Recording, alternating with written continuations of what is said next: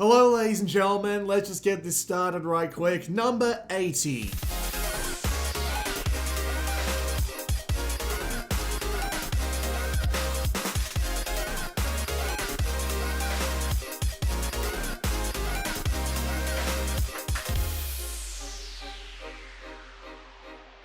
OlliOlli 2 is basically the same kind of appeal that Tony Hawk has, and I've already made this comparison once in the series, where it's basically a platform for self-expression. You really enjoy taking the most minute control over the series of tricks that you do. However, OlliOlli 2 really expands on this idea by making the levels long, the list of goals ridiculous, and just a general sense of style about the whole thing, which is really appealing. Not to mention that it's really bloody hard, so you're going to have to be trying over and over and over and over again in order to actually get anywhere. The grind is, no pun intended, the grind is really fun though, and even though I never really got much further than halfway into this, I would still happily recommend it to anyone who's looking for a good challenge and misses the days when Tony Hawk was good. Number 79.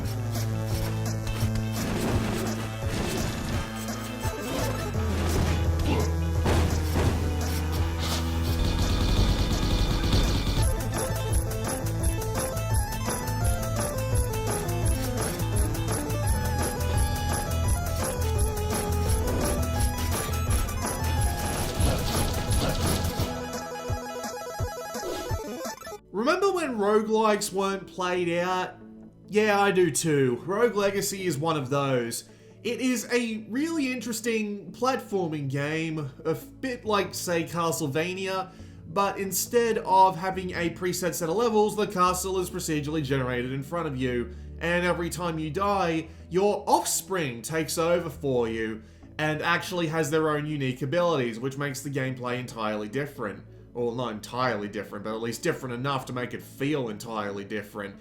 The challenge of getting through the entire castle and getting through all 4 bosses is kind of ridiculous, but thankfully there's a lot of stuff to help you go on outside of the castle, like upgrading your stats, finding equipment, and there is a little bit of a plot going on with findable journal diaries and stuff. It all comes together really well, and it'll keep you engaged for a fair few hours, and well, I highly recommend it if you want something that's a bit platformery. Number 78.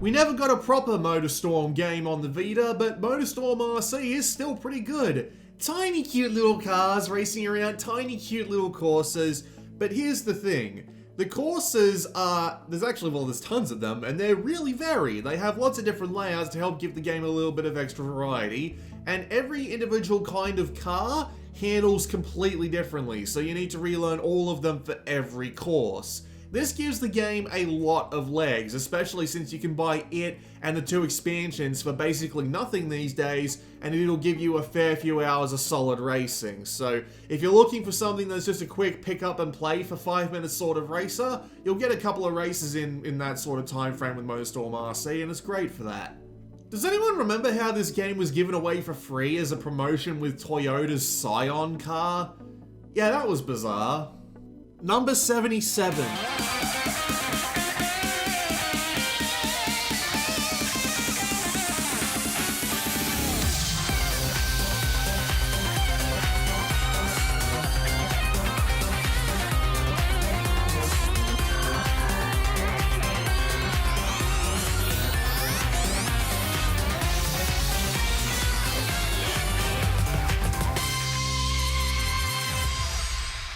I put Cyber Sleuth and Cyber Sleuth Hacker's Memory in the same slot because they're practically the same game, except Hacker's Memory just takes place on a different angle with more stuff to do. They're both relatively similar. They are 3 versus 3 monster raising RPGs, and well, that's just an interesting concept that isn't really anywhere else on this list, or anywhere else on the Vita for that matter.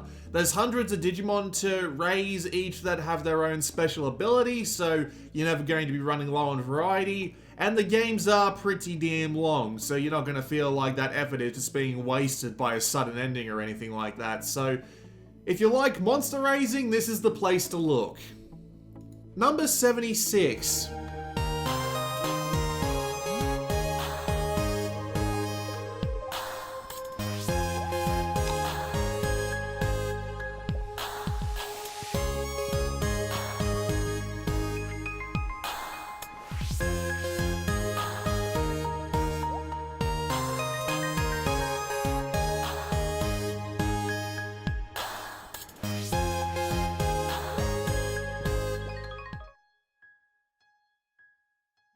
There's a lot to do in Stardew Valley. You've got a farm to maintain, obviously. You've got people to marry, you've got animals to raise, you've got a dungeon to raid, you've got all sorts of encyclopedias and stuff to fill out, like tons of unique items, tons of unique things to make for your farm, but the thing about it overall is that it's a very relaxing game. It's a very zen game.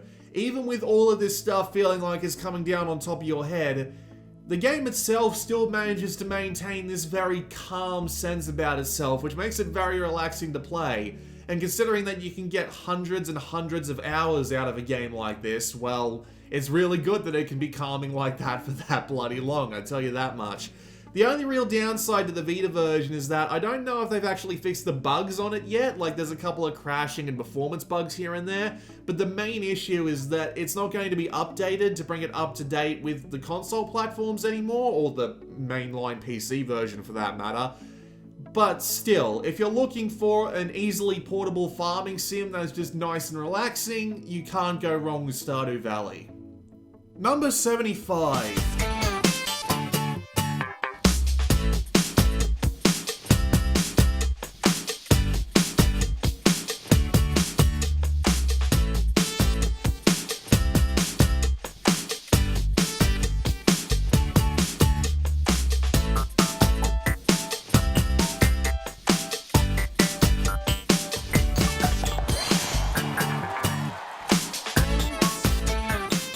Only has one golf game, and thankfully it's a pretty good one. So Hot Shots Golf is the continuation of the ridiculously long series, and it's golf. It's arcadey with a little bit of simulation salted on top golf, and there's nothing wrong with that.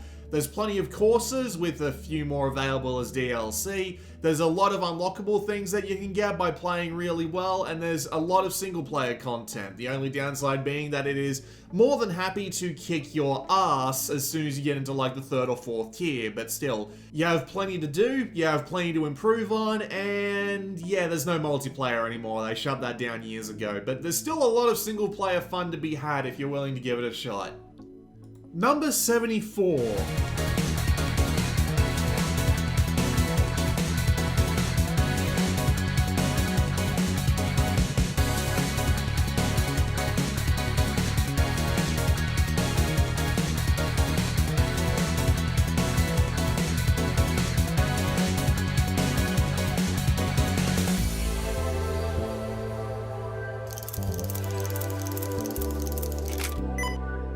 I will give Valhalla a lot of credit. It, on the surface, looks like a pretty standard visual novel, and well, to be fair, it kind of is, but it has one really unique concept, the fact that you're a bartender. I don't know why this is so appealing, but the mere small effort of getting people's drinks right or wrong, and being rewarded or, well, not rewarded for not getting it right, and actually being able to do things like get rid of characters you don't like by giving them a bad drink or one that's filled to the brim with alcohol, is just a really interesting concept, and it actually works really well, because the world of Valhalla is actually really interesting. And the way you learn about it by talking to the really interesting set of characters that come in is great. When one of the first characters you meet in the game is an underage robot prostitute, you know you're in for some funny shit. But yeah, this game is great, and I fully recommend it if you want to explore an interesting world via the method of bartending. Number 73.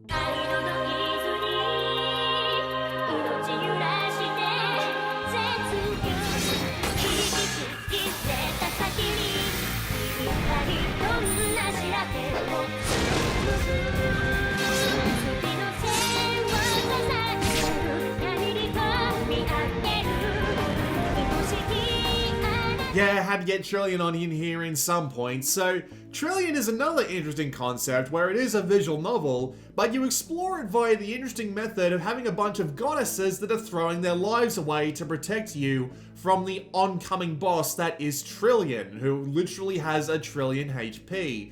Apparently the RPG systems are really easy to exploit, but the thing about it is that it's not about the RPG systems, although they are enjoyable in one way or another, but the characters. The goddesses are cute, they are interesting, they are engaging, and you feel really bad when you're throwing them to the wolves, or should I say, the one giant trillion HP wolf. So if you're looking for something to pull at your heartstrings a little bit, feel free to give Trillion a shot, although I will guarantee that it doesn't do it anywhere near as much as some of the later games on this list.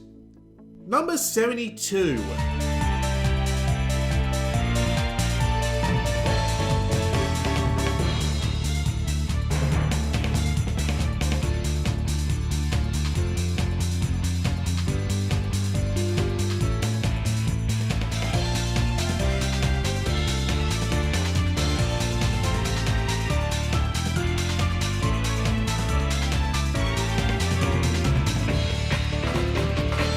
So One Way Heroics actually started out on the PC, and it was a really unique idea where it's a roguelike where you only go in one direction because there is a wall of light coming to bite you on the bum if you don't. And basically Spike Chunsoft, the creators of Shira the Wanderer, were basically like, yeah, let's remake that, and they did, and it was good. There's tons of content, a bunch of different playable characters, tons of items and enemies and endings to explore, strangely enough. And there is an absolute ton of replayability thanks to the fact that there's actually a form of online play where everyone gets the same world and you basically score attack with them. I know it's pretty commonly duplicated over a lot of roguelike games like this, but they usually add these unique benefits or detractions, like you take more damage, you get more XP, just like stuff like that. That makes it really interesting to come back to, and God knows I still need to pick it back up, but that means I also need to pick up another game that will eventually turn up on this list. Nevertheless, if you're looking for a good roguelike that has a really good idea behind it, Mystery Chronicle One Way Heroics is a really good place to go. Number 71. You have full command of XCOM headquarters. You must learn more about the enemy to expand our capabilities, as well as the abilities of our operatives. Reports have come in from around the world of alien ships being blown out of the sky. A military aircraft bearing the markings of no country. Special forces soldiers with weapons and body armor unlike anything we've ever seen.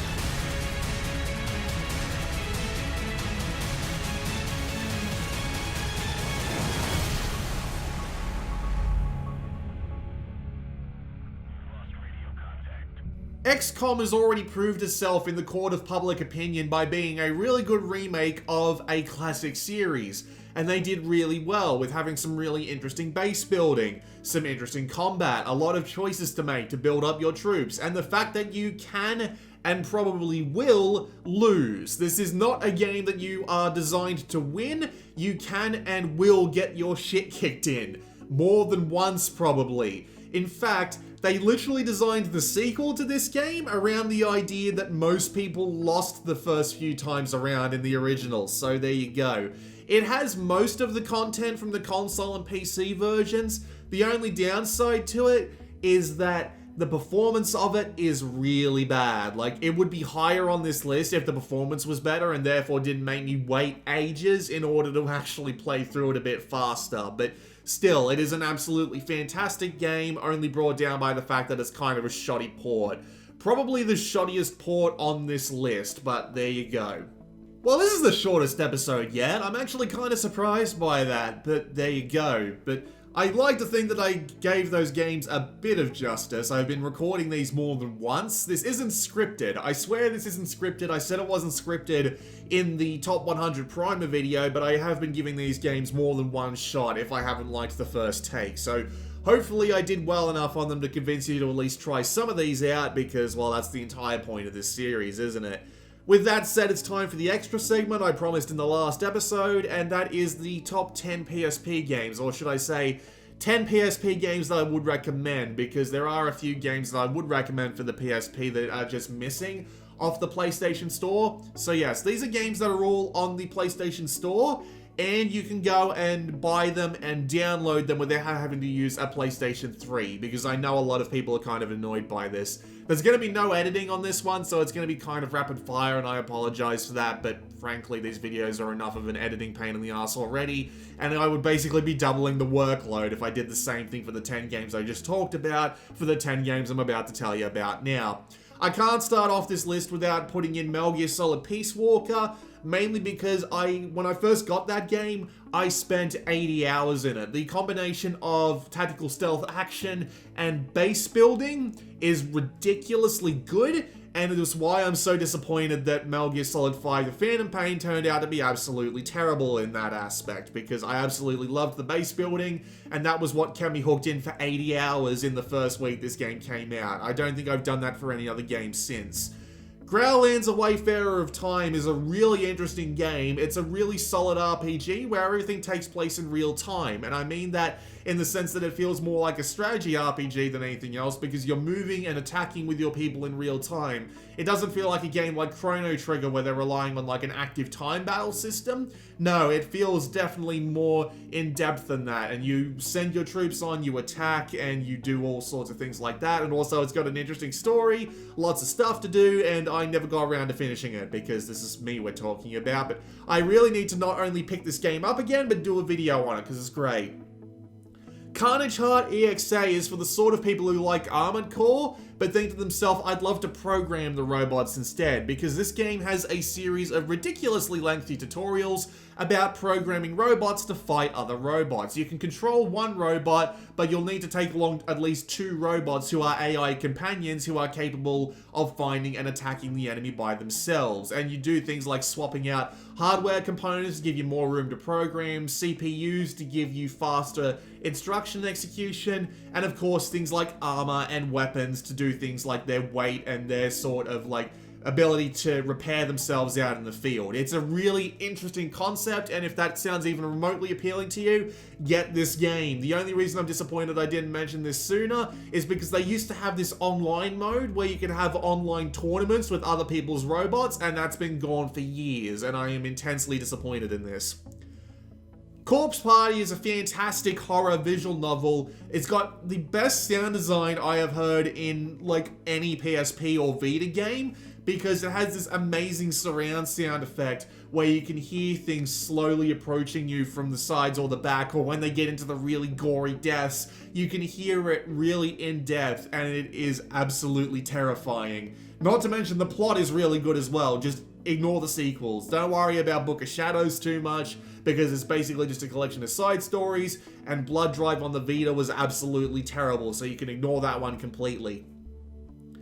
Castlevania The Dracula X Chronicles is a fantastic remake of the best Castlevania game pre-Symphony of the Night. It is full of challenge, it is full of interesting bosses, and it is full of just interesting stuff to do, and it also comes with copies of the original game that it's a remake of, and it also comes with a copy of Symphony of the Night, so you're basically getting 2.5 games in one.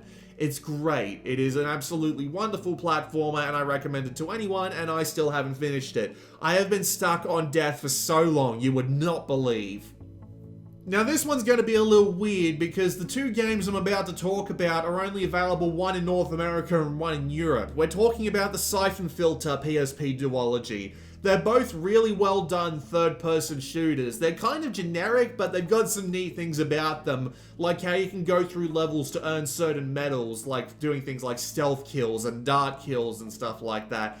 And the levels are full of set pieces, and they're very enjoyable and easy to control, because you can set the camera to control via the face buttons, so then you can set them to control on the right stick and play them basically just like a really competent third-person shooter on the Vita. They look great, they sound great, and they're engaging little action romps, and you don't need to know anything about Syphon Filter in order to enjoy them, which is nice. Again, it's weird though that you can only get one in Europe and one in North America, but well, that's a thing, I suppose. I've heard very little people mention Blackrock Shooter as a thing, and I actually played through this game completely when I first got it, which is really weird for me to do. The only downside to it is that it's really easy, but once they get into the post-game content, that's when things really pick up. Basically, you're just a robot designed to save the world after some kind of like alien invasion apocalypse. And it's got this really interesting sort of action RPG system where you dodge in certain directions, but you're stuck in place. So you have to actively dodge a series of fast incoming attacks and then fight back with your own. It's a really interesting system that's kind of hard to do justice here, so I'm hoping the gameplay video I might find on YouTube will do some justice here, but yeah, it's still a really neat concept, and if it goes on sale, I can wholeheartedly recommend it.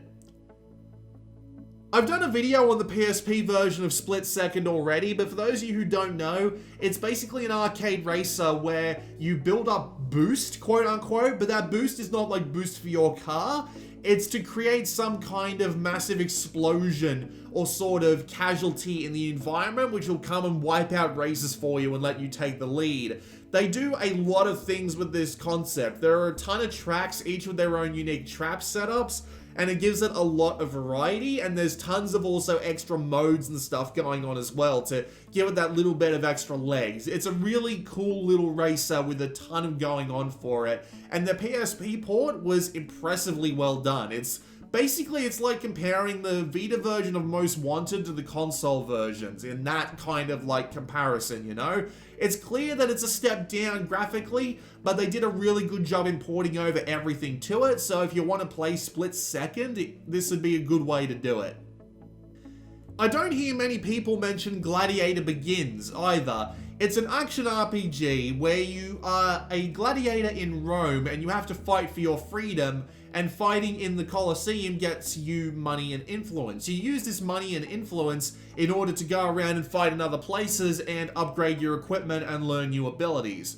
It's a really interesting concept. It's been super cheap ever since it came out. I don't think it ever went like any more expensive than 20 bucks, but I'm pretty sure it started at like 10 bucks or something like that. I swear it's cheap as chips.